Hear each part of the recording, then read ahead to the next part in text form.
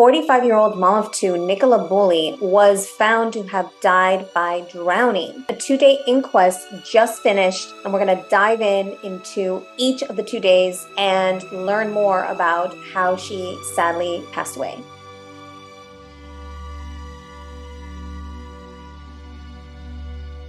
Hi everyone, Empowering True Crime Alex here, and I meant to do a day one recap back on Monday when day one actually happened, but it didn't record, unfortunately. So I'm going to dive in and do this today in 2 parts and go through day one and then day two, because I think it was really interesting what came out on both days.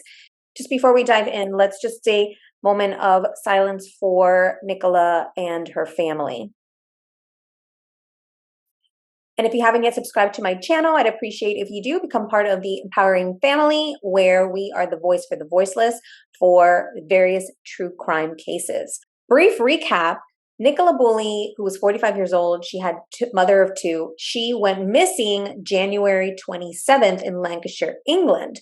And it felt very suspicious because it was next to a river, and her dog, who she was walking, was off her harness, or off the harness, and was found running around. And her phone was on a bench, and so and she was missing for weeks. And so we were just, as the public, I mean, this case got so much attention. And as the Brits call it, there were a lot of ghouls, which are social media, they call them like TikTok ghouls, where sadly, I mean, I am all for bringing attention to missing persons, but people took it too far. In fact, one person was actually arrested. So she was found on February 19th by another dog walker who happens to be a psychic medium. And so they reported it, and Nicola it turns out it was her. And so a coroner's inquest was scheduled, and that just occurred on the 26th and the 27th. And they went through talking to pathologists and witnesses who saw her that morning, and family members, and a lot of different people. So on day one, most of those who were called were related to like the details of the case itself. So the pathologists and those who saw her. So it was really more of like kind of like the timeline and more of the case matters, the case details. On day two, it was a lot of people close to her family members, her partner, her general practitioner, her doctor, her personal doctor, that talked about more of like the background, what was happening behind the scenes. So I think that's a really good way. So we're going to cover day one is more like the timeline of what happened, the actual case itself, her going missing, and all those matters. And then day two really focused more on who is Nicola, what was happening in Nicola's life, and those types of things. So we're going to cover right now, we're going to cover the day one, and let's go through. I have been following BBC. So for those of you who don't know, I used to be a publicist and background in media communications expert. And so I really like to look at what media sources I'm using. I try, and in the UK, just the same in the US and all over the world, there are a lot of gossip type newspapers and publications. And I try not to use those sources whenever possible, except on, if there is like a scoop or something that only that channel or that outlet has, I might cite them during certain instances. But in this case, I really like BBC going right to, more what we'll call legitimate sources. And let's dive in. I also really love the way that they presented the information. Okay, so this is day one. Missing woman died by drowning, inquest hears. This is beautiful, Nicola. Nicola died as a result of drowning, and there was no evidence she had been harmed before she fell into the water, her inquest has heard. 2 women said they heard a scream where the 45-year-old was last seen in St. Michael's on Wyre on the 27th of January. Her body was found in the River Wyre about a mile away from where she went missing more than 3 weeks later. Experts told the hearing that entering cold water can cause a person to gasp and inhale water and drown in seconds. Preston Coroner's Court also heard from various passers-by who saw Ms. Bulley in the Lancashire village on the morning she disappeared. So as you see, again, the day one is really talking more about like kind of like the case itself, how she went missing, people who saw her, and things like that. One said she looked absolutely idyllic, while another described her as not happy but not sad. Home Office pathologist Dr. Allison Armour told the hearing there was no evidence of any third-party involvement. The pathologist also said Ms. Bulley had not been drinking before her death. Coroner Dr. James Adley asked her, at the time of her death, she had no alcohol in her bloodstream. Dr. Armour replied, "That's my opinion." So she did not have alcohol in her bloodstream. And the doctor did say, she said paracetamol and a prescription beta blocker called propranolol were found, but in very small amounts and nothing that could be considered an overdose. Noting Ms. Bulley's body had clearly been in the river for some time, she said she had concluded the cause of death was drowning. She said Ms. Bulley's lungs showed classical features we see in drownings, and it was her opinion that the mortgage advisor was alive when she entered the water. Fairly rapid incapacitation. Now, here's what's interesting. This is kind of an aside here. Her friends said that she was a very strong swimmer. So it is a little bit interesting. This is kind of something that as you read this, it makes me think, okay, she's a strong swimmer and how she could have drowned so quickly. So, but, these are just, I like to ask questions because sometimes if I see things don't add up, just some things that come to mind. Okay, fairly rapid incapacitation. Ms. Bulley vanished while walking her dog by the river after dropping off her daughters, aged 6 and 9, at school. Her dog was found shortly afterward. Her dog's name is Willow, and her mobile phone was discovered on a bench overlooking the water, still connected to a work conference. The conference was starting at 9. Her disappearance led to intense public interest, criticism of police and media, and a social media frenzy of conspiracy theories. Lancashire police came under fire after revealing Ms. Bulley's struggles with alcohol and perimenopause. And I have been a critic of that because my thing was, this happens in lots of cases. They didn't share her vulnerabilities, right? They didn't make it seem like they only started to share her vulnerabilities after a couple of weeks. And when they did finally share her vulnerabilities, in fact, there was a press conference or briefing where they shied away from giving any details, and literally within 24 hours, they share her struggles with alcohol, and they called it the menopause, but it's actually perimenopause. So it's almost like they don't share, and when they do share, they overshare. That always makes me question any sources, be it the government, police, or anyone. That is a little bit like kind of a little alarm bell for me. In a video shown to the court, PC Matthew Thackeray said there was a large vertical slope from the bench where her phone was found down to the water. He said there was a steady flow downstream on the day and the river was 4 degrees Celsius, so almost freezing. If she fell in, the muscles would probably seize, making it difficult to swim properly. He estimated she would have floated at a meter a second downstream.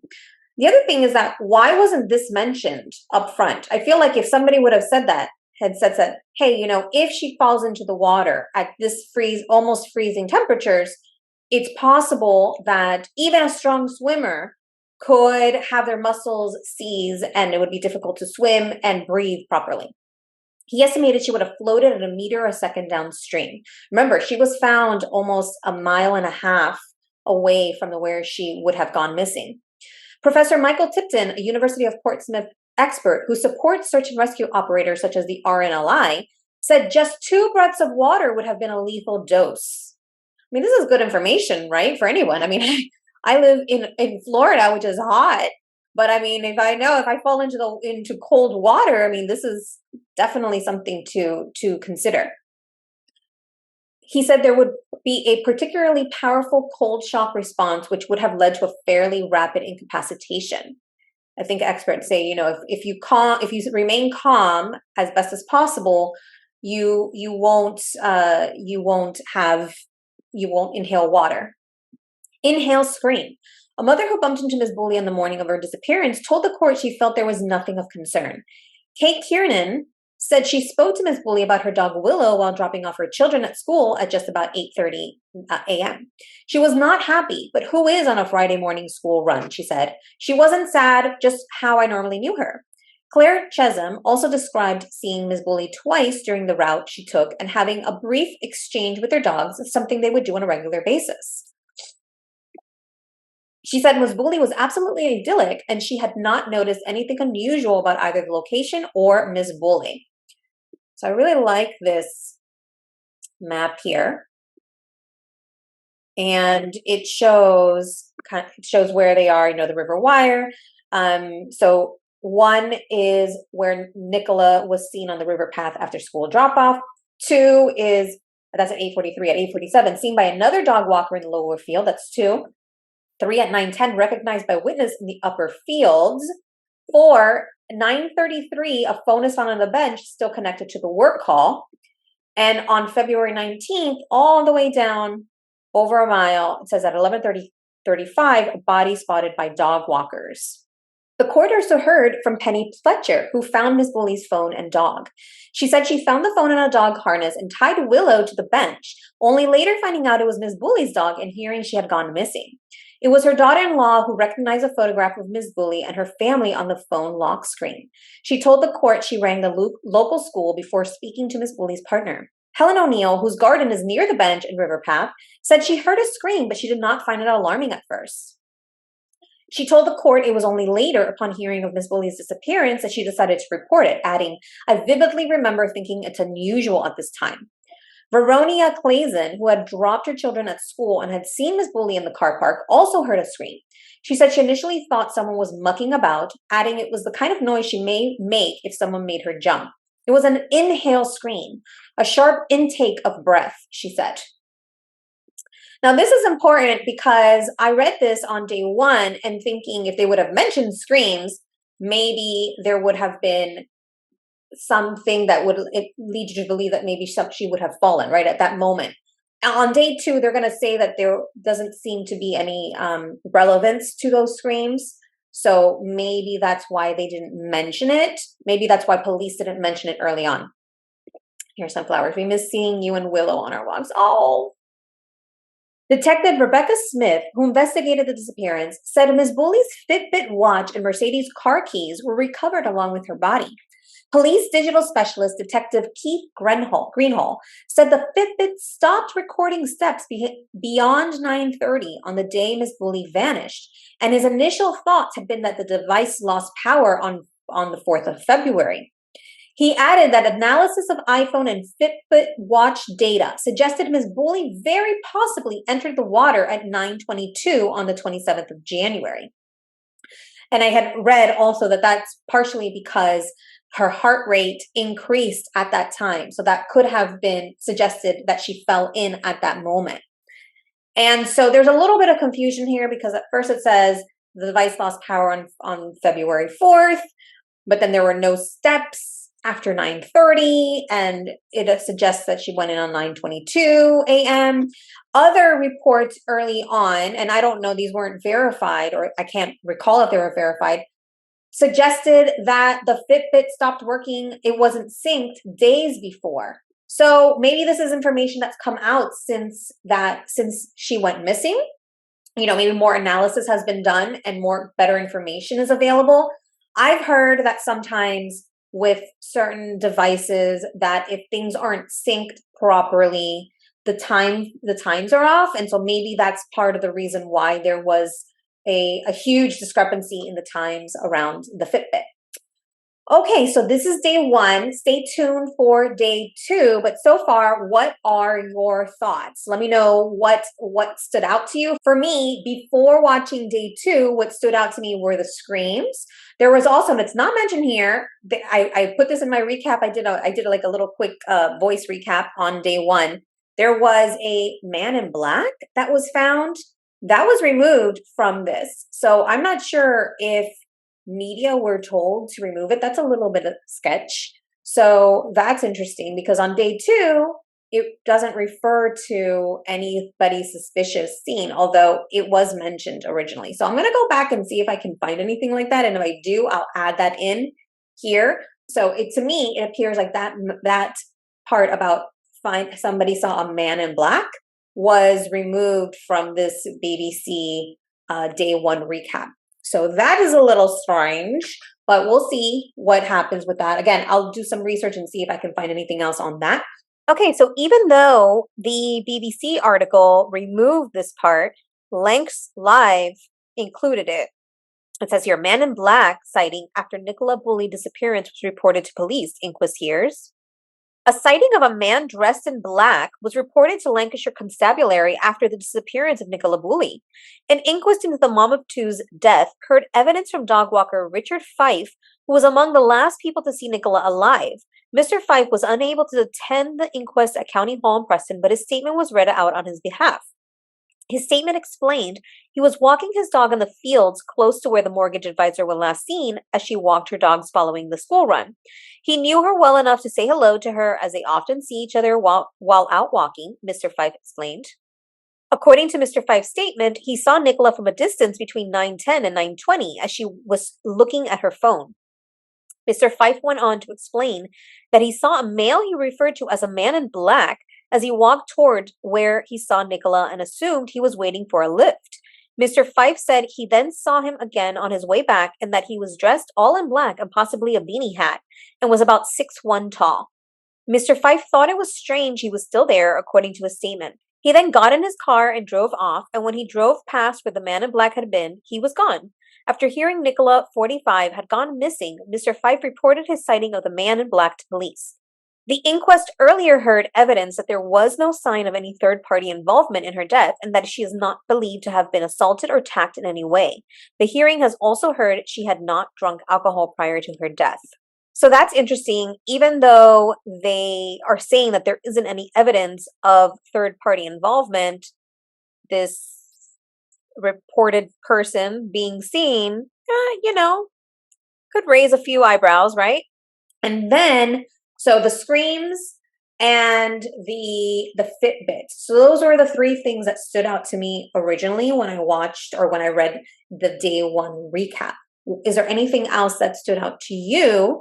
Oh, also the fact that there could be like a lethal, basically lethal by going into the water, cold water, and inhaling that water. So that's, to me, is alarming because she was a strong swimmer. And young. So the fact that she was young, in good shape, and a strong swimmer and could die so quickly within seconds is definitely alarming. And maybe there should be more information, better training for people in emergency situations in case they or maybe children fall into the water. That's definitely scary to think about. What are your thoughts? Let me know in the comments. And if you like this video, if you learned something, appreciate if you hit the thumbs up. And if you haven't yet subscribed to my channel, I'd appreciate if you do become part of the empowering voices that are here to support the missing, survivors, victims, and the voiceless. And with that, stay safe, stay thriving, always follow your intuition, and remember to keep it empowering. Bye for now. Don't forget to like, subscribe, and hit the bell button for notifications. Thank you.